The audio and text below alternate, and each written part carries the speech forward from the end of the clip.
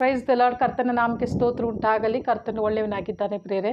ಧ್ಯಾನಿಸುವಂಥ ಸಂಗತಿ ಏನಂತಂದರೆ, ಕರ್ತನಾದ ದೇವರು ನಮ್ಮ ಈ ಪರಿಶುದ್ಧ ಪಂಕ್ತಿಯಲ್ಲಿ ನಮ್ಮ ಪಾಪಗಳನ್ನು ಹೇಗೆ ನಿವಾರಣೆ ಮಾಡಿದನು ಎಂಬುದಾಗಿ ನಾವು ಈ ಸಂಗತಿಯನ್ನು ನಾವು ಇವತ್ತು ಧ್ಯಾನ ಮಾಡಲಿಕ್ಕಿದ್ದೇವೆ. ಶುದ್ಧ ಪಂಕ್ತಿ ಎಂಬುದಾಗಿ ಹೇಳುವಾಗ ಕೆಲವರಿಗೆ ಏನಾಗಿದೆ ಅಂತಂದರೆ, ಇದು ಬಹಳ ಪರಿಶುದ್ಧವಾದದ್ದು, ಇಂಥ ಪರಿಶುದ್ಧವಾದಂಥ ಕ್ರಿಸ್ತನ ದೇಹ ರಕ್ತವನ್ನು ಅಪವಿತ್ರವಾದಂಥ ನಾನು ತೆಗೆದುಕೊಳ್ಬಾರ್ದು ಎಂಬಂಥ ಒಂದು ಮನೋಭಾವನೆಯೊಟ್ಟಿಗೆ ಇವತ್ತು ಅನೇಕರು ಇದ್ದಾರೆ ಪ್ರೇರೆ. ಆದರೆ ಇವತ್ತು ಅವರಿಗೋಸ್ಕರವಾಗಿ ಕರ್ತನಾದ ದೇವರು ಕೆಲವು ಸಂಗತಿಗಳನ್ನು, ಸತ್ಯತೆಗಳನ್ನು ಕರ್ತನು ಖಂಡಿತವಾಗಿ ಆ ಥರ ಮಾತನಾಡುವ ಆತನಾಗಿದ್ದಾನೆ. ಇವತ್ತು ಒಂದು ವೇಳೆ ನೀವು ಸಹ ಈ ವಿಡಿಯೋವನ್ನು ನೋಡುವಂಥ ನೀವು ಸಹ ಇಂಥ ಒಂದು ಅಭಿಪ್ರಾಯವುಳ್ಳವರಾಗಿದ್ದರೆ, ಕರ್ತನಾದ ದೇವರು ಈ ಭಾಗದಲ್ಲಿ ನಿಮ್ಮನ್ನು ಮುಟ್ಟಿ ಪುನಃ ನೀವು ತಂದೆಯ ಸಮ್ಮುಖಕ್ಕೆ ನೀವು ಹೋಗುವಂತೆ ಕರ್ತನಾದ ದೇವರು ನಿಮ್ಮ ನಡೆಸಲಿ ಎಂಬುದಾಗಿ ನಾನು ಪ್ರಾರ್ಥಿಸುವಂಥವಳಾಗಿದ್ದೇನೆ. ಹೌದು ಪ್ರಿಯರೇ, ಈ ಪರಿಶುದ್ಧ ಪಂಕ್ತಿ ಎನ್ನುವಂಥದ್ದು ಪಾಪಗಳನ್ನು, ತಪ್ಪುಗಳನ್ನು ಮರೆಮಾಡುವಂಥ ಪಂಕ್ತಿ ಎಂಬುದಾಗಿ ನೋಡ್ತೇವೆ. ಹೌದು ಪ್ರಿಯರೇ, ಈ ಒಂದು ಪರಿಶುದ್ಧವಾದಂಥ ಪಂಕ್ತಿ ಎಂಬುವಂಥದ್ದು ನಮ್ಮ ಪಾಪಗಳನ್ನು ನಿವಾರಣೆ ಮಾಡುವಂಥ ಪಂಕ್ತಿ ಎಂಬುದಾಗಿ ನೋಡ್ತೇವೆ. ಹೌದು ಪ್ರೇರೆ, ಕಲ್ವಾರಿ ಶಿಲುಬೆಯಲ್ಲಿ ಕರ್ತನಾದ ಯೇಸು ಕ್ರಿಸ್ತನು ನಮ್ಮ ಎಲ್ಲ ಪಾಪಗಳನ್ನು ಆತನು ಹೊತ್ತುಕೊಂಡಿದ್ದಾನೆ ಎಂಬುದಾಗಿ ನಾವೆಲ್ಲರೂ ಏನು ಮಾಡಿದ್ದೇವೆ, ನಂಬುವರಾಗಿದ್ದೇವೆ. ಆದರೆ ಪರಿಶುದ್ಧವಾದಂಥ ಪಂಕ್ತಿ ಬರುವಾಗ, ಕರ್ತನ ಮೇಜು ಎಂಬುದಾಗಿ ಇಲ್ಲ ಕಮ್ಯುನಿಯನ್ನಲ್ಲಿ ನಾವು ಭಾಗವಹಿಸುವಾಗ ನಮಗೆ ತಪ್ಪಾದಂಥ ಒಂದು ಮನೋಭಾವನೆ ಬರುತ್ತೆ. ಅಯ್ಯೋ, ನಾನು ಪಾಪಿಯಾಗಿದ್ದೇನೆ, ನಾನೇನಂತಂದರೆ ನನ್ನಲ್ಲಿ ಒಳ್ಳೆತನ ಇಲ್ಲ, ನಾನು ಹೇಗೆ ಈ ಒಂದು ಪರಿಶುದ್ಧ ಪಂಕ್ತಿಯಲ್ಲಿ ಏನಂತಂದರೆ ಕೈ ಹಾಕಲಿಕ್ಕೆ ಸಾಧ್ಯ ಎಂಬುದಾಗಿ ಹೇಳಿ ನಾವು ಏನು ಮಾಡ್ತೇವೆ, ಹಿಂತಿರುಗಿ ಬಂದು ಬಿಡ್ತೇವೆ. ದೇವರ ವಾಕ್ಯದಲ್ಲಿ ನಾವು ನೋಡುವಾಗ ದೇವರು ಯಾಕೆ ತನ್ನ ದೇಹವನ್ನು ಆತನು ಕಲ್ವಾರಿ ಶಿಲುಬೆಯಲ್ಲಿ ನಮಗೋಸ್ಕರವಾಗಿ ಸಮರ್ಪಿಸಿದ್ದಾನೆ, ಕಲ್ವಾರಿ ಶಿಲುಬೆಯಲ್ಲಿ ಕರ್ತನಾದ ಯೇಸು ಕ್ರಿಸ್ತನು ಯಾಕೆ ಪ್ರಾಣವನ್ನು ಕೊಟ್ಟಿದ್ದಾನೆ ಮತ್ತು ಆತನು ಯಾಕೆ ರಕ್ತವನ್ನು ಸುರಿಸಿದ್ದಾನೆ ಎಂಬುದಾಗಿ ನಾವು ಕೆಲವು ಸಂಗತಿಗಳನ್ನು ನಾವು ಈ ದಿನ ನಾವು ಧ್ಯಾನ ಮಾಡೋಣ. ಇಲ್ಲಿ ನಾವು ನೋಡ್ತೇವೆ, ರೋಮಾಪುರದವರ ಬರೆದ ಪತ್ರಿಕೆ 5ನೇ ಅಧ್ಯಾಯ 6ನೇ ವಚನ ಹೇಳುತ್ತೆ, ನಾವು ಅಸಕ್ತರಾಗಿದ್ದಾಗಲೇ ಕ್ರಿಸ್ತನು ನೇಮಿತ ಕಾಲದಲ್ಲಿ ಭಕ್ತಿಹೀನರಿಗೋಸ್ಕರವಾಗಿ ಪ್ರಾಣ ಕೊಟ್ಟನು ಎಂಬುದಾಗಿ. ಹೌದು ಪ್ರಿಯರೇ, ನಾವು ಬಲಹೀನತೆ ಉಳ್ಳವರಾಗಿ ಇರುವಾಗಲೇ, ಹಾಗಾದರೆ ನಾವು ಅಸಕ್ತರಾಗಿರುವಾಗಲೇ, ನಾವು ಏನಂತಂದರೆ ಭಕ್ತಿಹೀನರಾಗಿ ಇರುವಾಗಲೇ, ಹೌದು ನಮ್ಮ ಒಳ್ಳೆ ಪ್ರಾರ್ಥನಾ ಜೀವಿತ ಇಲ್ಲದೆ ಇರುವಾಗಲೂ, ನಾವು ಅಪರಿಶುದ್ಧರಾಗಿ ಇರುವಾಗಲೇ ಕರ್ತನಾದ ಯೇಸು ಕ್ರಿಸ್ತನು ತನ್ನ ಪ್ರಾಣವನ್ನು ಏನು ಮಾಡಿದ್ದಾನೆ, ಸಮರ್ಪಿಸಿದ್ದಾನೆ. ತನ್ನ ಶರೀರವನ್ನು ನಮಗೋಸ್ಕರವಾಗಿ ಆತನ ಏನು ಮಾಡಿದ್ದಾನೆ, ಕಲ್ವಾರಿ ಶಿಲುಬೆಯಲ್ಲಿ ಆತನು ಒಪ್ಪಿಸಿಕೊಟ್ಟಿದ್ದಾನೆ. ಹಾಗಾದರೆ ಇವತ್ತು ನಮಗೊಂದು ಪ್ರಶ್ನೆ ಏನಂತಂದರೆ, ನಾನು ಪಾಪ ಮಾಡಿದ್ದೇನೆ, ನಾನು ಪಾಪದಲ್ಲಿದ್ದೇನೆ, ನಾನು ಹೇಗೆ ಹೋಗಿ ಏನು ಮಾಡಲಿಕ್ಕೆ ಸಾಧ್ಯ, ಒಂದು ಕರ್ತನ ಒಂದು ರೊಟ್ಟಿ ಮೇಜಿನಲ್ಲಿ ನಾನು ಪಾಲ್ಗೊಳ್ಳಲಿಕ್ಕೆ ಸಾಧ್ಯ, ನಾನು ಅಪರಿಶುದ್ಧನು ಎಂಬುದಾಗಿ ನೀನು ಹೇಳುವುದಾದರೆ, ಈ ವಾಕ್ಯ ಹೇಳ್ತಾ ಇದೆ, ನೀನು ಅಸಕ್ತನಾಗಿರುವಾಗಲೇ, ನೀನು ಬಲಹೀನತೆಯಲ್ಲಿ ಇರುವಾಗಲೇ, ಒಂದು ವೇಳೆ ನೀನು ಏನಂತಂದರೆ ಬಿಡಲಾರದಂಥ ಒಂದು ಪಾಪದಲ್ಲಿಯೋ, ಬಿಡಲಾರದಂಥ ಒಂದು ಚಟದಲ್ಲಿಯೋ, ಇಲ್ಲ ಮಾದಕ ವಸ್ತುಗಳಿಗೆ ನೀನು ಅಡಿಕ್ಟ್ ಆಗಿರ್ಬೋದು. ಆದರೆ ಕರ್ತನಾದ ದೇವರು ಹೇಳ್ತಾನೆ, ನೀನು ಅಸಕ್ತರಾಗಿರುವಾಗಲೇ ಕರ್ತನಾದ ಯೇಸು ನಿನಗೋಸ್ಕರವಾಗಿ ಪ್ರಾಣ ಕೊಟ್ಟಿದ್ದಾನೆ. ಆಮೇಲೆ ನಿನ್ನ ಬಲಹೀನತೆಗಳನ್ನು ಆತನು ಅರಿತವನಾಗಿದ್ದಾನೆ. ಕೆಳಗಿನ ವಾಕ್ಯ ಹೇಳುತ್ತೆ, ನೀತಿವಂತರಿಗೋಸ್ಕರವಾಗಿ ಯಾರಾದರೂ ಪ್ರಾಣ ಕೊಡಬಹುದು, ಅಪರೂಪ. ಅದರ ಉಪಕಾರಿಗೋಸ್ಕರವಾಗಿ ಪ್ರಾಣ ಕೊಡುವುದಕ್ಕೆ ಯಾವನಾದರೂ ಧೈರ್ಯ ಮಾಡ್ತಾನೆ. ಆದರೆ ನಾವು ಪಾಪಿಗಳಾಗಿದ್ದ ವೇಳೆಯಲ್ಲಿಯೂ ಕ್ರಿಸ್ತನನ್ನು ನಮಗೋಸ್ಕರವಾಗಿ ಆತನು ಏನು ಮಾಡಿದ್ದಾನೆ, ಪ್ರಾಣ ಕೊಟ್ಟಿದ್ದಾನೆ ಎಂಬುದಾಗಿ ನಾವು ನೋಡ್ತೇವೆ. ಹೌದು ಪ್ರಿಯರೇ, ಕರ್ತನಾದ ಯೇಸು ಕ್ರಿಸ್ತನು ನಾವು ಪಾಪಿಗಳಾಗಿರುವಾಗಲೇ ಪ್ರಾಣವನ್ನು ಕೊಟ್ಟಿದ್ದಾನೆ. ಹಾಗಾದರೆ ಯೇಸು ಯಾರಿಗೋಸ್ಕರವಾಗಿ ಪ್ರಾಣ ಕೊಟ್ಟಿದ್ದಾನೆ ಅಂತಂದರೆ, ನೀತಿವಂತರಿಗೋಸ್ಕರವಾಗಿ ಕಲ್ವಾರಿ ಶಿಲುಬೆಯಲ್ಲಿ ಆತನು ಸತ್ತು ಹೋಗಿಲ್ಲ. ಆತನು ಸತ್ತದ್ದು ಯಾರಿಗೋಸ್ಕರವಾಗಿ ಎಂಬುದಾಗಿ ನೋಡುವಾಗ ಪಾಪಿಗಳಿಗಾಗಿಯೇ ಆತನು ತನ್ನ ಪ್ರಾಣವನ್ನು ಸಮರ್ಪಿಸಿದ್ದಾನೆ. ಆಗಿದ್ದ ವೇಳೆಯಲ್ಲೂ ಕ್ರಿಸ್ತನು ನಮಗೋಸ್ಕರವಾಗಿ ಪ್ರಾಣ ಕೊಟ್ಟು ತನ್ನ ಪ್ರೀತಿಯನ್ನು ಸಿದ್ಧಾಂತಪಡಿಸಿದ್ದಾನೆ. ಹೌದು ಪ್ರಿಯರೇ, ಇವತ್ತು ನಾವು ಪಾಪಿಗಳು ಎಂಬಂಥ ಒಂದು ಮನೋಭಾವನೆ ನಮಗಿರುವುದಾದರೆ, ಈ ವಾಕ್ಯ ಹೇಳುತ್ತಿದೆ, ಕ್ರಿಸ್ತ ಯೇಸು ಈ ಲೋಕಕ್ಕೆ ಬಂದದ್ದು ಯಾವುದಕ್ಕೋಸ್ಕರವಾಗಿದ್ದರೆ, ಪಾಪಿಗಳನ್ನು ಹುಡುಕಿ ಆತನ ರಕ್ಷಿಸಲಿಕ್ಕೋಸ್ಕರವಾಗಿ ಈ ಲೋಕಕ್ಕೆ ಬಂದನು ಎಂಬುದಾಗಿ ನಾವು ನೋಡ್ತೇವೆ. ಕಲ್ವಾರಿ ಶಿಲುಬೆಯಲ್ಲಿ ಆತನು ತನ್ನ ಶರೀರದಲ್ಲಿ ನಮ್ಮ ಎಲ್ಲ ಒಂದು ಪಾಪಗಳನ್ನು ಪ್ರಿಯರೇ ಆತನು ಹೊತ್ತುಕೊಂಡಿದ್ದಾನೆ. ಹಾಗಾಗಿ ನಮ್ಮನ್ನು ಆತನು ಏನು ಮಾಡಿದ್ದಾನೆ, ತನ್ನ ನೀತಿಯಲ್ಲಿ ಆತನು ನಿಲ್ಲಿಸಿದ್ದಾನೆ. 2ನೇ ಅಧ್ಯಾಯಕ್ಕೆ ಬರುವಾಗ ಅದೇ ಯೋಹಾನನು ಬರೆಯುವಾಗ ಹೇಳ್ತಾನೆ, ಈಗ ವಾಕ್ಯ ಹೇಳುತ್ತದೆ, ಒಂದು ವೇಳೆ ಇವತ್ತು ಕರ್ತನ ಒಂದು ದೇಹ ರಕ್ತವನ್ನು ಸ್ವೀಕರಿಸುವಾಗ ನಾನು ಪಾಪಿ ಎಂಬಂಥ ಒಂದು ಮನೋಭಾವನೆ ನಿನಗೆ ಬರುವುದಾದರೆ, ನೀವು ಯೋಹಾನನ ಬರೆದ ಮೊದಲನೇ ಪತ್ರಿಕೆ 2ನೇ ಅಧ್ಯಾಯದಲ್ಲಿ 1ನೇ ವಚನ ಹೇಳುತ್ತೆ, ಯಾವನಾದರೂ ಪಾಪ ಮಾಡಿದರೆ ತಂದೆಯ ಬಳಿಯಲ್ಲಿ ನೀತಿವಂತನಾದ ಯೇಸು ಕ್ರಿಸ್ತನೆಂಬ ಸಹಾಯಕನು ನಿಮಗೆ ಇದ್ದಾನೆ. ಆಮೇಲೆ ಮನಸ್ಸಾಕ್ಷಿ ನಿಮಗೆ ವಿರುದ್ಧವಾಗಿ ಬಂದು ಮಾತನಾಡ್ತಾ ಇರ್ಬೋದು, ನೀನು ಪಾಪಿ ಎಂಬುದಾಗಿ ಹೇಳ್ಬೋದು. ಆ ಮನಸ್ಸಾಕ್ಷಿ ನಿಮಿತ್ತವಾಗಿ ನೀನು ಕರ್ತನ ಮೇಜಿನಲ್ಲಿ ಪಾಲ್ಗೊಳ್ಳದೆ ಹೋಗಿರ್ಬೋದು. ಆದರೆ ಇವತ್ತು ದೇವರ ವಾಕ್ಯ ಹೇಳ್ತಾ ಇದೆ, ಯಾವನಾದರೂ ಪಾಪ ಮಾಡಿದರೆ ತಂದೆಯ ಬಳಿಯಲ್ಲಿ ನೀತಿವಂತನಾದ ಯೇಸು ಕ್ರಿಸ್ತನೆಂಬ ಸಹಾಯಕನು ನಿಮಗಿದ್ದಾನೆ ಎಂಬುದಾಗಿ. ಯಾವುದು ಪ್ರಿಯರೇ, ಇವತ್ತು ನಿಮ್ಮ ಒಂದು ವೇಳೆ ತಪ್ಪಿದಸ್ಥ ಮನೋಭಾವನೆ ನಿಮ್ಮ ಒಳಗೆ ಇದ್ದರೆ, ನಾನು ಪಾಪ ಮಾಡಿದ್ದೇನೆ, ನಾನು ಹೇಗೆ ತೆಗೆದುಕೊಳ್ಳಲಿಕ್ಕೆ ಸಾಧ್ಯ, ನಾನು ಕರ್ತನಿಗೆ ವಿರುದ್ಧವಾಗಿ ನಾನು ನಡೆದಿದ್ದೇನೆ, ನಾನು ಹೇಗೆ ಒಂದು ಕರ್ತನ ದೇಹ ರಕ್ತದಲ್ಲಿ ಪಾಲ್ಗೊಳ್ಳಲಿಕ್ಕೆ ಸಾಧ್ಯ ಎಂಬುದಾಗಿ ಹೇಳುವಾಗ ಖಂಡಿತವಾಗಲೂ ದೇವರ ವಾಕ್ಯ ನಿಮಗೆ ಸಹಾಯ ಮಾಡ್ತಿದೆ. ಏನಂತಂದರೆ, ನಮ್ಮ ಪಾಪಗಳನ್ನು ತೊಳೆದು ನಮ್ಮನ್ನು ಶುದ್ಧೀಕರಿಸುವ ಬೇಕಾದಂಥ ಒಬ್ಬ ಸಹಾಯಕನು ಇದ್ದಾನೆ, ಆತನೇ ಯೇಸು ಕ್ರಿಸ್ತನಾಗಿದ್ದಾನೆ. ಆಮೇಲೆ ಪಾಪಗಳಿಂದ ಬಿಡುಗಡೆ ಮಾಡುವಂಥ ಏಕೈಕ ವ್ಯಕ್ತಿ ಆತನೇ ಆಗಿದ್ದಾನೆ. ಹಾಗಾಗಿ ನೀವು ಯೇಸು ಕ್ರಿಸ್ತನ ಬಳಿಗೆ ಬರುವಾಗ ಆತನು ನಿಮ್ಮ ಎಲ್ಲ ಪಾಪಗಳನ್ನು ಕ್ಷಮಿಸಿ ನಿಮ್ಮನ್ನು ತೊಳೆದು ಆತನು ಶುದ್ಧೀಕರಿಸುವ ಆತನಾಗಿದ್ದಾನೆ.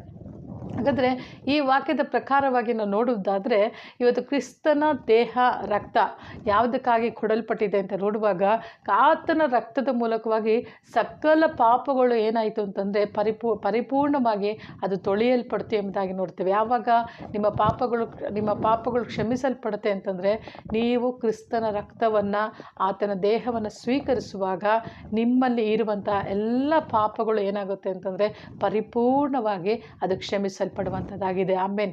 ಯಾಕೆಂತಂದರೆ ನೀವು ಆ ಒಂದು ದ್ರಾಕ್ಷರಸವನ್ನು ತೆಗೆದುಕೊಂಡು ಇದು ಕ್ರಿಸ್ತನ ರಕ್ತ ಎಂಬುದಾಗಿ ನೀವು ಅರಿಕೆ ಮಾಡಿ, ದೇವರೇ ಈ ರಕ್ತದ ಮೂಲಕವಾಗಿ ನನ್ನ ಎಲ್ಲ ಪಾಪಗಳಪ್ಪ ತೊಳೆಯಲ್ಪಡಲಿ ಎಂಬುದಾಗಿ ಹೇಳುವಾಗ ಖಂಡಿತವಾಗಿ ಆತನು ತೊಳೆದು ನಿಮ್ಮನ್ನು ಶುದ್ಧೀಕರಿಸುವ ಆತನಾಗಿದ್ದಾನೆ. ಪ್ರೇರೆ, ಇವತ್ತು ನೀವು ಹೇಗೆ ಇರ್ಬೋದು, ಆದರೆ ಕರ್ತನು ಮಾತ್ರ ಆತನ ನಂಬಿಗಸ್ತನು ಆಗಿದ್ದಾನೆ. ಪ್ರೇರೆ, ಆತನು ಖಂಡಿತವಾಗಲೂ ನಿಮಗೆ ಸಹಾಯ ಮಾಡುವ ಆತನಾಗಿದ್ದಾನೆ. ನೀವು ಪಾಪಿಗಳು ಎಂಬುದಾಗಿ ಆತನು ನಿಮ್ಮನ್ನು ತಳ್ಳಿ ಬಿಡುವಂಥ ದೇವರು ಅಲ್ಲವೇ ಅಲ್ಲ. ತಂದೆ ತಾಯಿಗಳಾಗಿರ್ಬೋದು, ತನ್ನ ಮಗುವಿನಲ್ಲಿ ಯಾವ ಕೊರತೆಗಳು ಇದ್ರೂ, ಒಂದು ವೇಳೆ ಕೈಕಾಲು ಇಲ್ಲದೆ ಇರ್ಬೋದು, ಇಲ್ಲ ಅಬ್ನಾರ್ಮಲ್ ಆಗಿ ಇರ್ಬೋದು, ಹೇಗೆ ಇದ್ರೂ ಸಹ ಆ ಮಗುವನ್ನು ತಂದೆ ತಾಯಿಗಳು ಏನು ಮಾಡ್ತಾರೆ, ಅವರು ಪ್ರೀತಿ ಮಾಡ್ತಾರೆ. ಹೊರಗಿನ ಜನ ಏನು ಮಾಡ್ತಾರೆ, ಆ ಮಗುವನ್ನು ನೋಡುವಾಗ ಅಸಹ್ಯ ಪಟ್ಟುಕೊಳ್ತಾರೆ. ಆದರೆ ಅದೇ ತಂದೆ ತಾಯಿಗಳು ಏನು ಮಾಡ್ತಾರೆ ಅಂದರೆ ಆ ಮಗುನ ಪ್ರೀತಿ ಮಾಡ್ತಾರೆ. ಮಗುವಿನಲ್ಲಿ ಏನೇ ಕೊರತೆಗಳಿದ್ರೂ ತಂದೆ ತಾಯಿಗಳು ಮಾತ್ರ ಆ ಮಗುವನ್ನು ಬಿಡೋದೇ ಇಲ್ಲ. ಪ್ರೇರೆ, ಅದೇ ಪ್ರಕಾರವಾಗಿ ನಮಗೆ ಒಬ್ಬ ಪರಲೋಕದ ತಂದೆ ಇದ್ದಾನೆ. ಆತನು ಖಂಡಿತವಾಗಿಯೂ ಏನಂತಂದರೆ ನಿಮ್ಮನ್ನು ಬಿಟ್ಟು ಬಿಡುವುದೇ ಇಲ್ಲ. ನೀವು ಪಾಪ ಮಾಡಿದ್ದೀರಾ, ನೀವು ಕೆಟ್ಟು ಹೋಗಿದ್ದೀರಾ, ಇಲ್ಲ ನೀವು ಒಂದು ದುಶ್ಚಟಕ್ಕೆ ಒಳಗಾಗಿದ್ದೀರಾ ಅಂತ ಹೇಳಿ, ನಿಮ್ಮ ವ್ಯಭಿಚಾರದಲ್ಲಿ ನೀವು ಇದ್ದೀರಾ, ಕುಡಿಕತನದಲ್ಲಿದ್ದೀರಾ ಅಂತ ಹೇಳಿ ನಿಮ್ಮನ್ನು ಕೈ ಬಿಡುವಂಥ ದೇವರಲ್ಲ. ಯಾಕಂದರೆ ನಿನ್ನಲ್ಲಿ ಅನೇಕ ಕೊರತೆಗಳಿದೆ ಎಂಬುದಾಗಿ ಗೊತ್ತು. ನಿನ್ನ ಕೊರತೆಗಳನ್ನು ನೀಗಿಸಲಿಕ್ಕೋಸ್ಕರವಾಗಿಯೇ ಕಲ್ವಾರಿ ಶಿಲುಬೆಯಲ್ಲಿ ಆತನು ತನ್ನ ಪ್ರಾಣವನ್ನು ಏನು ಮಾಡಿದ್ದಾನೆ, ಆತನು ಸಮರ್ಪಿಸಿದ್ದಾನೆ. ಹೌದು, ಲೂಕನ ಬರೆದ ಸುವಾರ್ತೆ 15ನೇ ಅಧ್ಯಾಯದಲ್ಲಿ ಒಂದು ಸುಂದರವಾದಂಥ ಒಂದು ತಂದೆಯ ಕುರಿತಾದಂಥ ಒಂದು ಚಿತ್ರಣ ಇದೆ. ಪ್ರೇರೆ, ಹೌದು, ಅಲ್ಲಿ ಹಿರಿಯ ಮಗ ಮತ್ತು ಕಿರಿಯ ಮಗನಿದ್ದಾನೆ. ಕಿರಿಯ ಮಗನು ಅವನೇನು ಮಾಡಿದ್ದಾನೆ, ತನ್ನ ಎಲ್ಲ ಆಸ್ತಿಯನ್ನು ತೆಗೆದುಕೊಂಡು ಹೋಗಿ ಅವನೇನು ಮಾಡಿದ್ದಾನೆ, ಎಲ್ಲವನ್ನು ಮಾರಿ ಅವನು ಎಲ್ಲವನ್ನು ಕಳೆದುಕೊಂಡು ಬೇರೆ ದೇಶದಲ್ಲಿ ಹೋದಾಗ ಅಲ್ಲಿ ಬರಗಾಲ ಬರುತ್ತೆ. ಅವನು ತಿನ್ನಲಿಕ್ಕೂ ಸಹ ಆಹಾರ ಇಲ್ಲದ ಪರಿಸ್ಥಿತಿಯಲ್ಲಿ ಅವನಿದ್ದಾನೆ. ಸ್ನೇಹಿತರು ಸಹ ಅವನನ್ನು ಬಿಟ್ಟು ಹೋಗಿದ್ದಾರೆ. ಆದರೆ ಅಂದು ತಿನ್ನುವಂಥ ಆಹಾರವನ್ನಾದರೂ ಅವನು ತಿಂದು ಬದುಕಬೇಕೆಂಬ ಆಸೆ ಪಡ್ತಾ ಇದ್ದಾನೆ. ಆದರೆ ಅಂಥ ಸಮಯದಲ್ಲಿಯೂ ಸಹ ಅವನಿಗೆ ಅಂಥ ಆಹಾರವೂ ಸಹ ಅವನಿಗೆ ದೊರಕಲಿಲ್ಲ. ಆಗ ಅವನಿಗೆ ಏನಾಯಿತು ಅಂದರೆ ತಂದೆಯ ಮನೆಗೆ ಜ್ಞಾಪಕ ಬಂತು. ಅವನು ಅಂದ್ಕೊಳ್ತಾನೆ, ನನ್ನ ತಂದೆ ಹತ್ರ ಹೋಗಿ ನನ್ನ ಕ್ಷಮಾಪಣೆ ಕೇಳಿ ನಾನು ನನ್ನ ತಂದೆಯ ಮನೆಯಲ್ಲಿ ಒಂದು ಆಳಿನ ರೀತಿಯಲ್ಲಾದರೂ ಇರೋಣ ಎಂಬುದಾಗಿ ತೀರ್ಮಾನಿಸಿ ತಂದೆಯ ಮನೆಗೆ ಹೋಗ್ತಾನೆ. ಆದರೆ ತಂದೆ ಏನು ಮಾಡ್ತಿದ್ದಾನೆ, ಮಗನು ಬರ್ತಾನೆ ಎಂಬುದಾಗಿ ದೂರದಿಂದಲೇ ನೋಡ್ತಾ ಇದ್ದಾನೆ. ಮಗನು ಬರುವಾಗ ಮಗನು ಏನು ಮಾಡ್ತಿದ್ದಾನೆ, ಪಶ್ಚಾತ್ತಾಪ ಮನೋಭಾವನೆಯೊಟ್ಟಿಗೆ ಅವನು ಬರ್ತಾ ಇದ್ದಾನೆ. ನನ್ನ ತಂದೆಯ ಬಳಿಗೆ ಹೋಗುವಾಗ ನಾನು ಏನೆಲ್ಲ ಹೇಳಬೇಕೆಂಬುದಾಗಿ ಅವನೇನು ಮಾಡ್ತಾನೆ, ತನ್ನ ಭಾವನೆಗಳೊಟ್ಟಿಗೆ ಅವನು ಹೋಗ್ತಾ ಇದ್ದಾನೆ. ಅದರ ತಂದೆ ಅವನನ್ನು ನೋಡಿದ ಕೂಡಲೇ ಅವನನ್ನು ಅಪ್ಪಿಕೊಂಡು ಅವನನ್ನು ಮುದ್ದಿಡ್ತಾ ಇದ್ದಾನೆ ಪ್ರೇರೆ. ಹೌದು ಪ್ರೇರೆ, ಇದೇ ಪ್ರಕಾರವಾಗಿಯೇ ನಮ್ಮ ಪರಲೋಕದ ತಂದೆಯು ಹಾಗೆ. ನೀವು ಯಾವಾಗ ಕರ್ತನ ಮೇಜಿನ ಬಳಿಗೆ ನೀವು ಬರ್ತಿರೋ ಆಗ ಕರ್ತನು ನಿಮ್ಮೆಲ್ಲ ಪಾಪಗಳನ್ನು ಕ್ಷಮಿಸಿ ನಿಮ್ಮನ್ನು ಹತ್ತಿರಕ್ಕೆ ಸೇರಿಸಿಕೊಳ್ಳುವಂಥ ದೇವರಾಗಿದ್ದಾನೆ. ಕಿರಿಯ ಮಗನ ಹಾಗೆ ನೀವು ಒಂದೊಳ್ಳೆ ಪಶ್ಚಾತ್ತಾಪ ಹೃದಯದೊಟ್ಟಿಗೆ ಇರ್ಬೋದು. ಒಂದು ವೇಳೆ ನನ್ನನ್ನು ದೇವರು ನಿಜವಾಗ್ಲೂ ಸ್ವೀಕರಿಸ್ತಾರಾ ಇಲ್ವಾ ಎಂಬಂಥ ಒಂದು ಮನೋಭಾವನೆಯೊಟ್ಟಿಗೆ ನೀವು ಇರ್ಬೋದು. ದೇವರನ್ನು ಸಂತೋಷಪಡಿಸ್ಲಿಕ್ಕೆ ನನ್ನಿಂದ ಸಾಧ್ಯನ, ನಾನೇ ಒಂದು ಮೋಸಕರವಾದಂಥ ಜೀವಿತವನ್ನು ಜೀವಿಸ್ತಾ ಇದ್ದೇನಲ್ಲ, ನಾನು ಬಂದು ದೇವರ ಸಮ್ಮುಖದಲ್ಲಿ ನಿಲ್ಲಲಿಕ್ಕೆ ಸಹ ನಾನು ಯಾವ ಯೋಗ್ಯತೆ ನನ್ನಲ್ಲಿಲ್ಲ ಎಂಬುದಾಗಿ ನೀವು ಇವತ್ತು ಯೋಚಿಸ್ತಾ ಇರ್ಬೋದು ಪ್ರಿಯರೇ. ಆದರೆ ಖಂಡಿತವಾಗಲೂ ಕರ್ತನಾದ ದೇವರು ಆತನು ನಿಮ್ಮನ್ನು ಆತನ ಸನ್ನಿಧಾನದಲ್ಲಿ ಆತನು ಸೇರಿಸಿಕೊಳ್ಳುವ ಆತನಾಗಿದ್ದಾನೆ. ಒಬ್ಬ ಪಾಪ ಮಾಡುವಂಥ ವ್ಯಕ್ತಿಯನ್ನು ಜನರು ನೋಡುವಂಥ ದೃಷ್ಟಿನೇ ಅದು ಬೇರೆ ಆಗಿರುತ್ತೆ. ಎಲ್ಲರೂ ಸಹ ದೂರ ಹೋಗ್ಬೋದು. ಆದರೆ ನೀವು ಪ್ರಾರ್ಥನೆಯಲ್ಲಿ ಕುಗ್ಗಿ ಹೋಗಿರ್ಬೋದು. ಇವತ್ತು ತಪ್ಪಿದಸ್ಥ ಮನೋಭಾವನೆಯೊಟ್ಟಿಗೆ ನೀನು ಕುಳಿತುಕೊಂಡಿರ್ಬೋದು. ನಿಜವಾಗ್ಲೂ ನಾನು ದೇವರ ಸನ್ನಿಧಾನಕ್ಕೆ ಹೋಗ್ಲಿಕ್ಕೆ ಯೋಗ್ಯತೆ ಉಳ್ಳವನ ಎಂಬಂಥ ಪ್ರಶ್ನೆಗಳೊಟ್ಟಿಗೆ ನೀವು ಇರ್ಬೋದು. ಅದೇ ರೀತಿಯ ದೇವಜನರೇ, ನೀವು ಯಾವ ಸ್ಥಿತಿಯಲ್ಲಿದ್ದರೂ ಪರವಾಗಿಲ್ಲ, ನೀವು ಪ್ರೀತಿಯಿಂದ ಪರಲೋಕದಲ್ಲಿರುವ ನಮ್ಮ ತಂದೆ ಎಂಬುದಾಗಿ ಕರೆಯುವಾಗ ಕರ್ತನಾದ ದೇವರು, ನೀವು ಎಂಥ ಒಂದು ಪರಿಸ್ಥಿತಿಯಲ್ಲಿದ್ದರೂ, ಕಳವಳದಲ್ಲಿದ್ದರೂ, ದುಃಖದಲ್ಲಿದ್ದರೂ, ಒಂದು ವೇಳೆ ವ್ಯಭಿಚಾರದಲ್ಲಿ ನೀವಿದ್ದರೂ, ಒಂದು ವೇಳೆ ಜನರು ನಿಮ್ಮನ್ನು ಬಿಟ್ಟು ದೂರವಾಗಿ ಹೋಗಿದ್ರು, ಅಂಥ ಒಂದು ಮನಸ್ಥಿತಿಯಲ್ಲಿ ನೀವು ಇದ್ದರೂ ಸಹ, ನೀವೊಂದು ವೇಳೆ ನಾನು ಪ್ರಾರ್ಥನೆಯಲ್ಲಿ ಇಲ್ಲವಲ್ಲ, ದೇವರ ಪ್ರಸನ್ನತೆಯನ್ನು ಅನುಭವಿಸ್ಲಿಕ್ಕೆ ಆಗ್ತಾ ಇಲ್ವಲ್ಲ ಎಂಬಂಥ ಮನಸ್ಥಿತಿಯಿಂದ ನೀವು ಕೂಡಿದವರಾಗಿದ್ದರೂ ಸರಿಯೇ. ಆದರೆ ಕರ್ತನಾದ ದೇವರು ಅಂಥ ಮನಸ್ಥಿತಿಯಿಂದ ನೀನು ಬರುವಾಗಲೇ ನಿನ್ನನ್ನು ನೋಡಿ ನಿನ್ನನ್ನು ಅಪ್ಪಿಕೊಳ್ಳುವಂಥ ಒಬ್ಬ ತಂದೆ ನಿಮಗಿದ್ದಾನೆ ಪ್ರಿಯರೇ. ಖಂಡಿತವಾಗಿಯೂ ನೀವು ದೇವರ ಸಮ್ಮುಖಕ್ಕೆ ಬರುವಾಗ ಆತನು ನಿಮ್ಮ ತಪ್ಪುಗಳನ್ನು ನೋಡುವನಲ್ಲ, ಆತನು ನಿಮ್ಮನ್ನು ನೋಡಿ ಕನಿಕರಿಸಿ, ತಾಯಿ ತನ್ನ ಮಕ್ಕಳನ್ನು ಕನಿಕರಿಸ್ತಾರೋ ಅದೇ ಪ್ರಕಾರವಾಗಿ ತಂದೆಯಾದ ದೇವರು ನಿಮ್ಮನ್ನು ಕನಿಕರಿಸುವ ಆತನಾಗಿದ್ದಾನೆ ಪ್ರಿಯರೇ. ಪಾಪಗಳನ್ನೆಲ್ಲ ಕ್ಷಮಿಸಿ ನಮ್ಮ ಅಪರಾಧಗಳನ್ನು ಕ್ಷಮಿಸುವ ಆತನಾಗಿದ್ದಾನೆ. ಹಾಗಾಗಿ ನೀವು ಧೈರ್ಯವಾಗಿ ನೀವು ಆತನ ಸಮ್ಮುಖಕ್ಕೆ ಬನ್ನಿರಿ. ಯಾಕಂತಂದರೆ ಆತನು ನಮ್ಮ ತಪ್ಪುಗಳನ್ನು ಎಣಿಸುವನಲ್ಲ. ನಾವು ಕಿರಿಯ ಮಗನ ಕುರಿತಾಗಿ ನಾವು ನೋಡ್ತೇವೆ. ಕಿರಿಯ ಮಗನು ಅನೇಕ ತಪ್ಪುಗಳು ಅವನ ಒಳಗೆ ಇದೆ. ಅದನ್ನೆಲ್ಲ ತಂದೆಯ ಬಳಿಗೆ ಹೇಳಬೇಕೆಂಬುದಾಗಿ ಬರ್ತಾ ಇದ್ದಾನೆ. ಆದರೆ ಅದನ್ನು ಹೇಳಬೇಕೆಂಬುದರ ಒಳಗಾಗಿಯೇ ತಂದೆ ಏನು ಮಾಡ್ತಾನೆ, ಅದು ಯಾವುದನ್ನು ಕೇಳೋದಿಲ್ಲ. ಅವನೇನು ಮಾಡ್ತಾನೆ, ಅಪ್ಪಿಕೊಂಡು ಅವನನ್ನು ಮುದ್ದಿಡ್ತಾ ಇದ್ದಾನೆ ಪ್ರಿಯರೇ. ಇವತ್ತು ನೀವು ದೇವರ ಸಮ್ಮುಖಕ್ಕೆ ಬಂದು ಕರ್ತನ ಮೇಜಿನ ಬಳಿಗೆ ಬರುವಾಗ, ಕರ್ತನಾದ ಯೇಸು ಕ್ರಿಸ್ತನ ಬಳಿಗೆ ಬರುವಾಗ, ನೀವು ಅಪ್ಪ ಎಂಬುದಾಗಿ ಕರೆಯುವಾಗಲೇ ಆತನು ನಿಮ್ಮನ್ನು ಅಪ್ಪಿಕೊಂಡು ನಿಮಗೆ ಮುದ್ದಿಟ್ಟು ನಿಮ್ಮನ್ನು ಆತನು ತನ್ನ ಮಕ್ಕಳಾಗಿ ಆತನು ಸ್ವೀಕರಿಸುವ ಆತನಾಗಿದ್ದಾನೆ. ಭಯಪಡಬೇಡ್ರಿ, ಕಳವಳ ಪಡಬೇಡ್ರಿ. ಜನರು ಹೇಗೆ ಮಾತನಾಡಿದ್ರು ಪರವಾಗಿಲ್ಲ. ಜನರು ನಿಮ್ಮನ್ನು ವ್ಯಭಿಚಾರಿಯಾಗಿ ನೋಡ್ಬೋದು, ಜನರು ನಿಮ್ಮನ್ನು ಬಿಟ್ಟು ದೂರ ಹೋಗ್ಬೋದು. ನೀವು ತಪ್ಪಿದಸ್ಥರು ಅಂದರೆ ನೀವು ಒಳ್ಳೆಯವರಲ್ಲ ಎಂಬುದಾಗಿ ಹೇಳಿ ನಿಮ್ಮನ್ನು ಬಿಟ್ಟು ದೂರ ಹೋಗ್ಬೋದು. ಆದರೆ ಯಾರು ದೂರ ಹೋದ್ರೂ ನಿನ್ನ ದೇವರು ನಿನ್ನನ್ನು ಬಿಟ್ಟು ದೂರ ಹೋಗುವುದೇ ಇಲ್ಲ.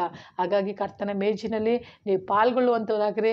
ಆತನ ದೇಹ ರಕ್ತವನ್ನು ನೀವು ತೆಗೆದುಕೊಳ್ಳುವಾಗ ಪರಿಶುದ್ಧತೆಯಿಂದ ಪರಿಶುದ್ಧತೆಗೆ ನೀವು ನಡೆಯುವಂಥವರಾಗಿರ್ತೀರ. ಯಾಕಂದರೆ ಸಕಲ ಪಾಪಗಳನ್ನು ನಿವಾರಣೆ ಮಾಡುವಂಥ ರಕ್ತ, ಏಕೈಕ ರಕ್ತ ಅಂದರೆ ಯೇಸು ಕ್ರಿಸ್ತನ ರಕ್ತ. ಆ ರಕ್ತವನ್ನು ನೀವು ತೆಗೆದುಕೊಳ್ಳುವಾಗ ನಿಮ್ಮಲ್ಲಿ ಅಡ್ಡಗಿರುವಂಥ ಎಲ್ಲ ಪಾಪಗಳು ಸಹ ಏನಾಗುತ್ತೆ ಅಂತಂದರೆ ಪರಿಪೂರ್ಣವಾಗಿ ಅದು ನಿರ್ಮೂಲವಾಗುವಂಥದ್ದಾಗಿರುತ್ತೆ. ಹಾಗಾಗಿ ಒಂದು ವೇಳೆ ನಿನ್ನ ಪಾಪಗಳನ್ನು ನೆನಪು ಮಾಡಿಕೊಳ್ಳಲಿಕ್ಕೆ ನೀನು ಪ್ರಯತ್ನಿಸಿದ್ರೂ ಸಹ ಏನಂತಂದ್ರೆ ಒಂದಲ್ಲ ಏನಂತಂದರೆ ಪಾಪಗಳೇನಾಗುತ್ತೆ, ಮರೆಯಾಗಿ ಇಡಲ್ಪಡುತ್ತೆ. ಆದರೆ ನೀವು ದೇವರೇ ನಾನು ಪಾಪ ಮಾಡಿ ನಿಜ, ಆದರೆ ನೀನು ನನಗೋಸ್ಕರವಾಗಿ ನನ್ನ ಪಾಪಗಳಿಗೋಸ್ಕರ ರಕ್ತನ ಸುರಿಸಿದ್ಯಪ್ಪ, ಆ ರಕ್ತವನ್ನು ನಾನು ತೆಗೆದುಕೊಳ್ಳುವಾಗ ನನ್ನ ಸಂಪೂರ್ಣವಾಗಿ ನನ್ನ ಪಾಪಗಳನ್ನು ತೊಳೆದು ನನ್ನ ಶುದ್ಧಿ ಮಾಡಿ ಎಂಬುದಾಗಿ ಕೇಳುವಾಗ ಕರ್ತನ ದೇವರು ನಿನ್ನ ಶುದ್ಧೀಕರಿಸಿ ತನ್ನ ಮಗುವಾಗಿ ಆತನ ಸ್ವೀಕಾರ ಮಾಡುವ ಆತನಾಗಿದ್ದಾನೆ. ಹೌದು ಪ್ರಿಯರೇ, ಬಹಳ ಸಮಯ ಆಗಿದೆ.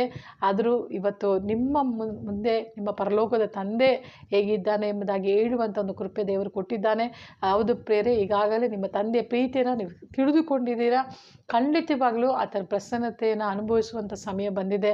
ಕಾರಣ ಈ ವಾರ ನಿಮ್ಮ ಆಲಯಗಳಲ್ಲಿ ಒಂದು ವೇಳೆ ಕಮ್ಯೂನಿಯನ್ ಇರುವುದಾದರೆ ನೀವು ದಯಮಾಡಿ ನೀವು ಚರ್ಚಿಗೆ ಹೋಗಿರಿ, ಕಮ್ಯೂನಿಯನ್ನಲ್ಲಿ ಭಾಗವಹಿಸಿ. ಪರಿಶುದ್ಧ ಪಂಕ್ತಿ ಅದು ನಿನ್ನ ಪಾಪಗಳನ್ನು ಕ್ಷಮಿಸುವಂಥ ಒಂದು ಪಂಕ್ತಿಯಾಗಿದೆ. ಅದರೊಳಗೆ ಪಾಲ್ಗೊಳ್ಳ್ರಿ.